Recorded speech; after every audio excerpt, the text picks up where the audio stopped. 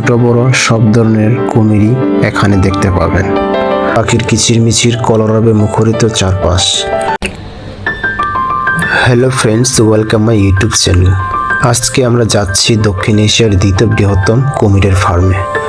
যাওয়ার পথে পাহাড়ের সৌন্দর্য অনেক ভালো লাগছে।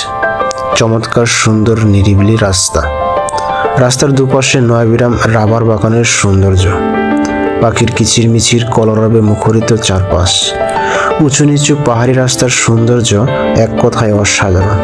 খোলা আকাশের মাঝে বিস্তৃত পাহাড়ি জনপদ, নয়বিরাম পাহাড়ের অপরূপ সৌন্দর্য দেখে আমরা ছুটে চলছি।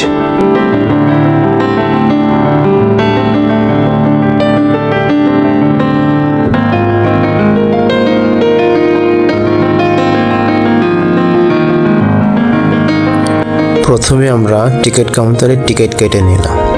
টিকিটের মূল্য জনপ্রতি 50 টাকা করে।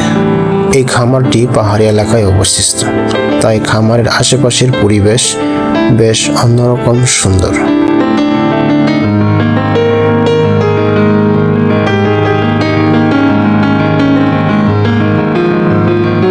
কুমিরের ফার্মে কুমিরগুলো ঘুমানো অবস্থায় বেঁচে থাকে।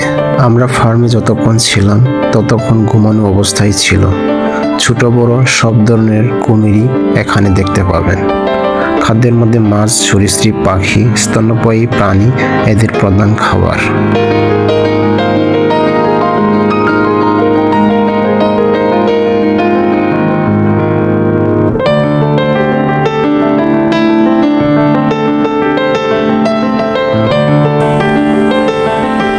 এই খামারে আরো উপভোগ করতে পারবেন সুন্দর ফুলের বাগানের সৌন্দর্য।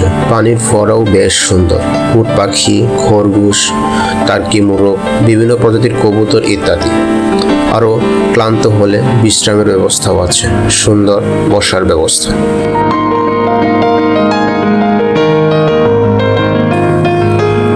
এই প্রকল্পটি দক্ষিণ এশিয়ার দ্বিতীয় বৃহত্তম কুমিরের প্রজনন কেন্দ্র।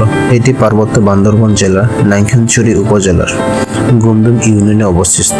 প্রায় 25 একর পাহাড়ি জমির উপর বিস্তৃত। এই প্রকল্পটি মিয়ানমার সীমান্তের একেবারে কাছে অবস্থিত। উঁচু নিচু পাহাড়ি সুন্দর পরিবেশের সাথে কুমিরের খামারগুলো দেখতে ভ্রমণ পিপাসু হাজারো মানুষ ছুটে আসে। উখিয়া উপজেলা সদর থেকে মাত্র 4 কিলোমিটার কাছে অবস্থিত, তাই আমরা উখিয়া বাজার থেকে রওনা হই।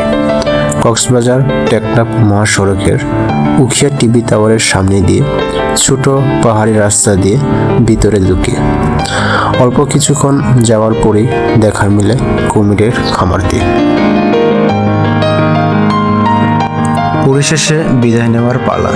আপনারা যারা আমার ভিডিওটি প্রথম থেকে শেষ পর্যন্ত দেখেছেন, আপনাদের অসংখ্য ধন্যবাদ।